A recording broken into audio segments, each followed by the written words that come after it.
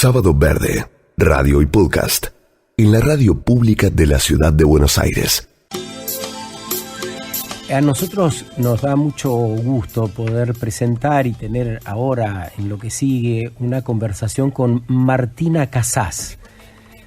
Martina tiene 29 años, creció en Colonia de Sacramento, acá en Uruguay, en Colonia, es licenciada en Ciencias Biológicas y está profundizando su formación en temas de ecología y ciencias ambientales.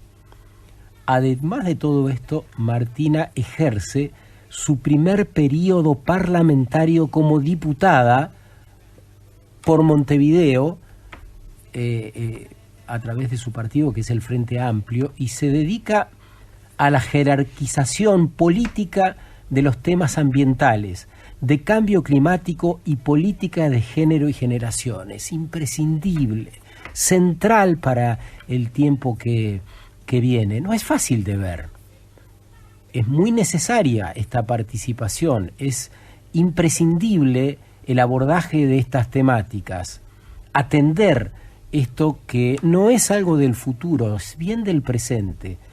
Y bueno, así que acá toparnos con Martina nos da placer para poder hablar justamente de todas estas cuestiones y celebrar el camino, ¿no? Porque es bueno que esto se replique todo lo que se pueda, que nuestras dirigencias, que los liderazgos marchen por ese andarivel que es el andarivel del presente, muy presente, y por supuesto del futuro. ¿Cómo estás, Martina? Buen día. Bueno, buenos días a ti, Sergio, y a toda la audiencia. ¿Dónde estás ahora? ¿Qué ves por tu ventana? Estoy viendo mi patio, estoy en casa. ¿Estás en Montevideo o en Colonia? No, estoy en Montevideo. Uh-huh. Por trabajo vivo en Montevideo, pero sí extraño un poco Colonia porque mis padres viven en el campo y estaría viendo a mi caballo Juan si estuviera allá. Qué lindo, esa idea de el caballo Juan y el campo, ¿no? Qué bien que nos hace volver. Supongo que eso es un poco tu cable a tierra y también lo que te enmarca, quizá lo que constituya la plataforma para ocuparte de estos temas que mencionaba antes, ¿no? Sí, la verdad que haber crecido en lugares rodeados de naturaleza y un poco la curiosidad de saber cómo funcionaban las cosas y todo me llevó a estudiarla. Y bueno, y después ya estando en facultad y habiendo entendido un montón de cosas, me di cuenta que bueno, gente estudiando naturaleza hay un montón, pero viendo cómo la protegemos a través de marcos legales había muy poquita. Así que me parece bando. A propósito de esto quería preguntarte, hace pocos días resultó muy asombrosa la información que nos decía que la mitad de la población en Uruguay estaba recibiendo en sus canillas agua salada. Por la magnitud, por el impacto que esto constituía, y entonces a la vez nos enteramos que no había determinado un plan de emergencia, una ayuda concreta del Estado, y que tampoco, al menos lo que se visibilizaba por acá, ¿no? Tampoco había un accionar multipartidario de todos los partidos que hayan dicho, che, se trata del agua esta vez. No es la trifulca por un cargo partidario o por ocupar un ministerio. Está el agua en juego. Contanos un poco cómo se vive ahí esa situación. Bueno, la verdad que esta situación, hace poco el presidente decreta la emergencia hídrica, pero en realidad es una situación que venimos viviendo hace más de casi 50 días. Nosotros tenemos en nuestras casas, es verdad, agua de excelentísima calidad de siempre, agua potable, con que todos consumimos y sin dudar de su calidad, y que bueno, incluso la utilizamos para otros usos que bueno, que ahí es algo que también tendríamos que empezar a cuestionarnos, por ejemplo, para tirar la cisterna, o bueno, hay personas que lavan el auto o riegan la vereda con esa misma agua, pero lo que empezó a suceder es que por un periodo extendido de la Niña en Uruguay se empieza a extender una sequía, bajísimas precipitaciones, y durante el año 2020, el año 2021 y el año 2022 se decretó varias veces la emergencia del agro por la crisis hidroclimática. Y para eso se tomaron medidas, o sea que la percepción de riesgo sobre este fenómeno del gobierno existía y estaba dedicada a eso, como digamos al área productiva, pero no tuvieron previsión de cómo podía afectar la provisión de agua potable. El área metropolitana que involucra Montevideo y Canelones departamento obtiene agua de una sola cuenca, que es la cuenca del río Santa Lucía, que es una cuenca muy grande, que tiene un montón de actividades productivas en ella, ya puede ser forestación, monocultivos agrícolas, lechería, y bueno, esta misma cuenca hídrica le provee agua al 60% de la población, que son 1.800.000 personas. Sí. Desde febrero lo que se viene viendo es que bueno, por la ausencia de lluvias y por las altas temperaturas, viene disminuyendo la cuenca, pero bueno, no se tomaron medidas para prevenir, bueno, esto que yo contaba de los otros usos del agua, ¿no? Así como las personas lo usamos para otras cosas, también de esa cuenca se utiliza el agua para fines productivos, para fines industriales, y bueno, y no se tomaron las medidas, digamos, preventivas. Entonces lo que estamos ahora tomando son medidas que ya son sobre los hechos consumados. Claro.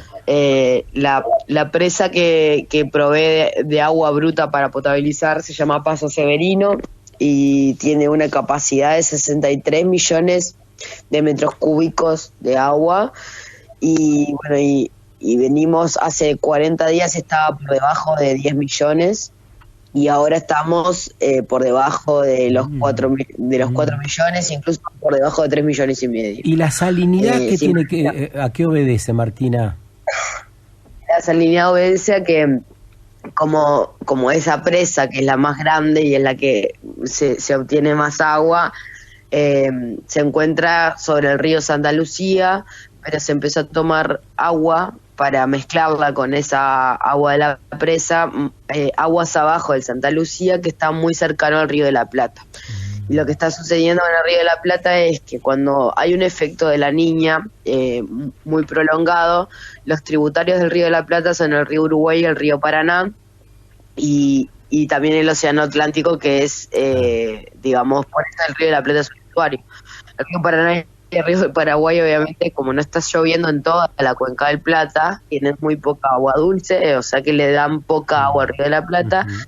Y el río y el Océano Atlántico hace lo que se le llama una intrusión salina sobre el Río de la Plata, generando así que el Río de la Plata tenga una alta salinidad para ser un río de agua dulce. Estamos escuchando a Martina Casás, que tiene ya un cargo, digamos, en la política, es diputada por Montevideo. Nos está hablando de la falta de agua, de las imprevisiones, de el privilegio de el recurso hacia el sector productivo, pero que no se tuvo en cuenta. Nos ha dicho el agua que consumen las personas. Es increíble escucharte, porque Uruguay, como Argentina, está padeciendo la falta de agua para consumo humano y a la vez exporta agua. Vos mencionabas la forestación, vos mencionabas la lechería,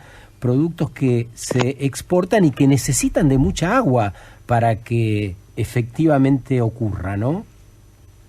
Sí, del agua que tiene Uruguay, nosotros tenemos como lo que yo le llamo la cultura del exceso. Es verdad que en Uruguay en promedio anualmente llueve muchísimo, entonces esta situación es súper anormal para nosotros, pero a la vez son cosas que tenemos que prever porque van a pasar, ¿no? Claro. Entonces, sí, no es, el del 70% del agua superficial que tenemos se utiliza para fines productivos agrícolas, el 10% para industria, hay otro 10% que se usa para, digamos, para fines productivos, pero de alta intensidad de riego. Entonces ahí ya tenés un 90% del agua dedicado a otros usos que no son el consumo humano, y después, bueno, si tenés el porcentaje, creo que es menor al 2%, hay otros usos, y después es menor al 2% de lo que se utiliza para para agua potable de consumo humano. Martina, lo raro es que en nuestra normativa... Sí, decime. No, decime, lo raro que, porque te quería acá preguntar, Marina, para terminar.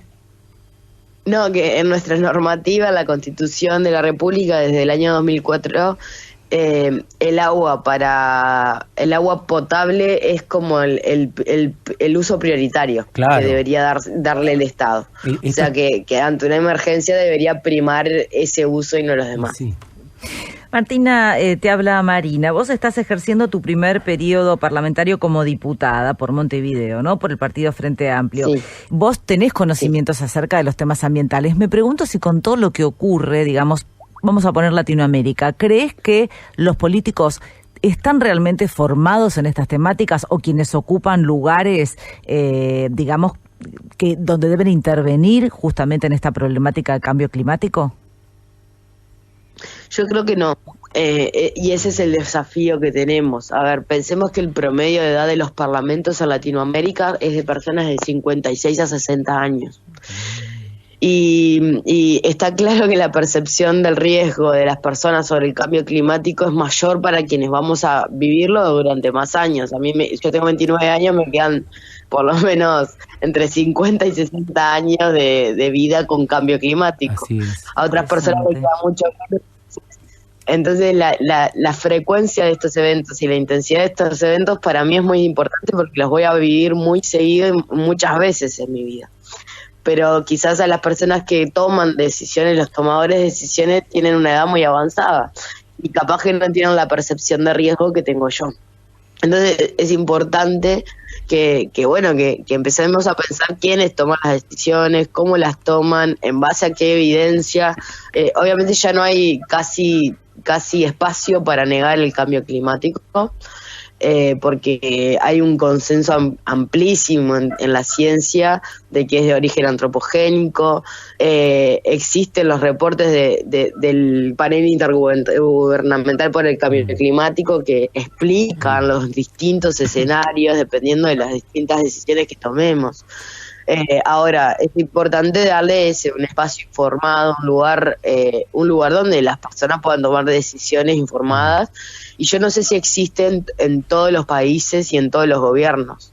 En Uruguay tenemos el Sistema Nacional de Respuesta a Cambio Climático, pero bueno, obviamente es marginal el espacio que tiene hoy en día en las conversaciones políticas. A propósito de eso, Martina, además de la edad de los decisores que has mencionado, por supuesto están los intereses en juego, ¿no? De la política, de las empresas y de los medios de comunicación en particular. ¿Cómo ha sido el trato del tema del agua en los medios de comunicación? ¿Se está hablando con la frontalidad, con la jerarquía, con la honestidad que hace falta de estos temas? ¿O ahí se están colando los intereses otra vez? Ahí se cuela esta cuestión que, por otro lado, empieza a aparecer cada vez más visible ante quienes leen, escuchan la radio o miran la tele. Bueno, también es importante eso que tú dices. Los medios de comunicación tendrían que replicar con mayor fidelidad la información. En esta crisis que hemos tenido han pasado por los medios de prensa muy pocos expertos en el tema, ¿no? Pero bueno, es importante que se escuche a la academia, que son quienes estudian estos temas, Y otra cosa, bueno, es que los estados generen información transparente sobre esto. En Uruguay lo primero que hicimos hace 50 días fue solicitar información transparente sobre la calidad del agua y también información transparente sobre la cantidad de agua que nos quedaba. Porque bueno, eso implica información fundamental para tomar decisiones tanto para el gobierno como para las personas, si toman o no toman de esa agua, si la utilizan o no y en qué medida. Pero también para los tomadores de decisiones, bueno, esa información era fundamental para ver también a qué población llegás primero con distintas medidas para controlar esta situación y para ayudarlos. Obviamente que hace 50 días que muchas personas están consumiendo agua embotellada, que fue lo que nos sugirió el gobierno. ¿Y los sectores de menos recursos? Este gobierno que... ¿El Estado provee esa agua? ¿Cómo hacen los sectores de menos recursos? Ese es el problema. Desde hace 50 días que nos sugirieron que consumamos agua embotellada, que obviamente tiene un costo económico para las familias. Entonces esta crisis hídrica se termina transformando en una crisis económica, que es lo que hablamos siempre, ¿no? El daño que le hacemos al ambiente o todo lo que afecta al ambiente en el mundo actual y en un sistema capitalista termina siendo un costo, ese costo ambiental se traslada directamente en un costo económico a las personas. Entonces, bueno, hoy en día todos los uruguayos estamos consumiendo agua embotellada, e incluso se habilitó la importación de agua embotellada de Argentina, porque obviamente que nuestras embotelladoras no tienen la capacidad para embotellar tanta agua, porque estamos hablando de 1.800.000 personas que consumiendo todos los días agua embotellada, que es algo que nunca había pasado en Uruguay porque todos tomábamos agua de la canilla. Entonces es un gran cambio. Ahora recién la semana pasada a partir del decreto de emergencia se eliminaron los impuestos del agua. Y para algunas personas, por ejemplo, las intendencias de Montevideo y de Canelones, a las poblaciones más vulnerables les están haciendo llegar agua a través de las policlínicas, a las madres, a las personas hipertensas, a las personas con cirrosis o distintos tipos de enfermedades que no toleran esta agua directamente. Pero bueno, estamos hablando que es toda la población de esta área. Eso quería remarcar. ¿Se dan cuenta? Estamos hablando de la falta de agua en Uruguay, de una situación de emergencia por la falta de agua y replanteándonos cómo se está utilizando el agua, qué decisiones estamos tomando frente a ese recurso que resulta indispensable y que por ahí hace 20 años ni atendíamos, ni considerábamos. Hay, nos dice nuestra entrevistada de esta mañana, 1.800.000 personas consumiendo agua embotellada. No es a 100.000 kilómetros, no es en otro continente, es acá a la vuelta, es enfrente, es en Uruguay, con un esquema productivo muy similar al de la Argentina. Nos dice Martina, miren, se privilegia el agua para el sector productivo en desmedro del consumo humano. Fíjense cómo aparecen las contradicciones de un modo tan potente, ¿no?, frente a lo que nos viene sucediendo. Te preguntaría, Martina, de final, vos que sos diputada, que tenés trabajo parlamentario, que nos cuentes para vos, según tu entender, ¿qué es lo más preocupante que hace falta atender, teniendo en cuenta este panorama de cambio climático, de pesticidas en nuestros campos, falta de agua que citás, comunidades que quedan relegadas? ¿Qué hace falta entender prioritariamente si tenemos en cuenta este paradigma nuevo que viene y que no hemos atendido durante tanto tiempo? Bueno, esto es un desafío tanto a niveles nacionales como a nivel regional y mundial. Es importantísimo y mundial, pero es importante que trabajemos a escala nacional y regional para empezar. Sí. ¿No? A nivel mundial es importante dar las conversaciones en las conferencias de las partes del cambio climático, reclamando a los reales contaminadores que nos paguen el daño causado, porque muchas de las empresas que son aptas en consumo de agua o de consumos de recursos naturales no provienen de nuestros propios países, o sea, son capitales extranjeras, y eso hay que tenerlo claro. Después, regular muchísimo cómo ordenamos en el territorio los usos productivos y cómo cargamos en los mismos territorios a veces, porque todos tenemos derecho de desarrollarnos, pero lo que tenemos que hacer ahora es realmente transformar las actividades productivas para que tengan menores impactos en el ambiente y también para que esté más distribuido, porque muchas veces quienes contaminan o quienes destruyan ni siquiera viven en los territorios. Así es. Y eso es injusto, o sea, los efectos del ambiente los terminan viviendo personas que ni siquiera obtienen las ganancias de la destrucción de esos recursos naturales. Entonces, también tenemos que ver de que los servicios ambientales que provee la naturaleza conservada lo podamos disfrutar todo, pero también la contaminación ambiental se haga responsables quienes se llevan, digamos, el plusvalor de haber hecho ese daño ambiental. Bien. Y bueno, y después regionalmente nosotros tenemos cursos de agua compartidos como Paraguay, Brasil y Argentina, y tenemos que pensar que cualquier cosa que pasa en Paraguay, o sea, si yo regulo, por ejemplo, la actividad de la soja en Uruguay, los productores se van a ir a Argentina o a Paraguay, y eso también va a estar afectando a mí. Entonces, es como que cuando tomamos ciertas decisiones, hay actitudes que tienen que ser regionales, porque el ecosistema es uno solo y está conectado, y nosotros más allá de los límites geográficos hay cosas que no podemos controlar. Entonces yo creo que hay que cooperar muchísimo más como países, porque de esto tenemos que salir realmente en conjunto, y tanto para las crisis hídricas de falta de agua como las de exceso de agua, porque ahora se viene un fenómeno del Niño donde ya se está viendo del otro lado del mundo que va a ser muy intenso. En Australia va a haber 2 grados más en la superficie del océano, acá va a venir con mucha precipitación, y eso también, el arrastre de la lluvia, de los productos químicos, de los distintos contaminantes, nos puede llegar otra vez a afectar al río Paraná, al río Uruguay y al río de la Plata. Obviamente tenemos que tomar consideración. Eso es importante. Martina, muchas gracias por este rato con nosotros, por ayudarnos a pensar, por esta linda idea del final acerca de la cooperación regional frente a la incertidumbre.